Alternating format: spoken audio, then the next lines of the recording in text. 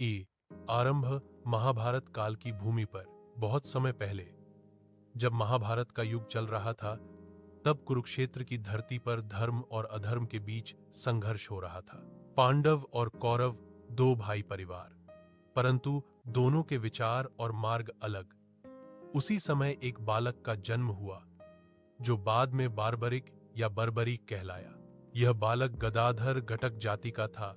उसका पिता घटोत्कच और दादा बलशाली भीम थे। इस प्रकार वह स्वयं भीम का पोता और पांडव वंश का सदस्य था।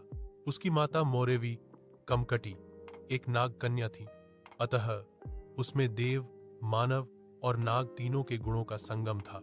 2 बार्बरिक का वीरता और प्रतिज्ञा। बार्बरिक बचपन से ही अत्यंत पराक्रमी था। उसने देवी भगवती की कठोर तपस्या की और उनसे 3 अपराजेय बाण, 3 बाणों का धनुष प्राप्त किया। इन बाणों में अद्भुत शक्ति थी। पहला बाण शत्रु को चिन्हित करता, दूसरा सभी को मारता, तीसरा बाण अपने लक्ष्य को लौटकर वापस आ जाता।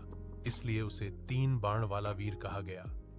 बार्बरिक ने एक और प्रतिज्ञा ली, मैं सदैव उसी पक्ष की ओर रहूंगा जो युद्ध में कमजोर होगा।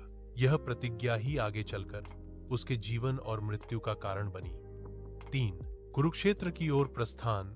जब महाभारत का युद्ध आरंभ हुआ, तब बार्बरिक अपनी माता की आज्ञा से युद्ध देखने कुरुक्षेत्र की ओर चला। उसके पास केवल 3 बाण थे, परंतु उसकी शक्ति ऐसी थी कि वह तीनों लोगों को नष्ट कर सकता था।